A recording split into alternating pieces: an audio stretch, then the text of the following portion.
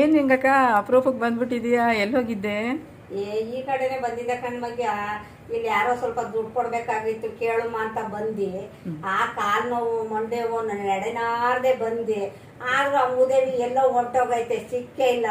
ಆ ಮೂದೇವಿ ಯಾವಾಗ ಸಿಕ್ಕೋದು ಏನೋ ಕಾಣ್ಬೇಕನವ ನಾನು.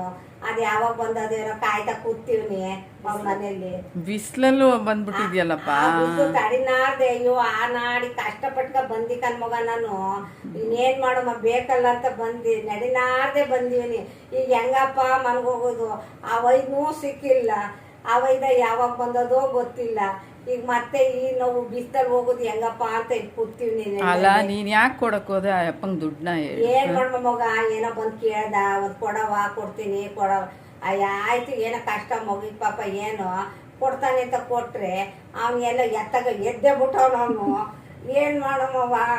ಈಗ ಕೊಟ್ಬಿಟ್ಟು ಕೊಡಂಗಿ ಇಸ್ಕೊಂಡ್ ನೀರ್ ಬದ್ರಕ್ಕನವ.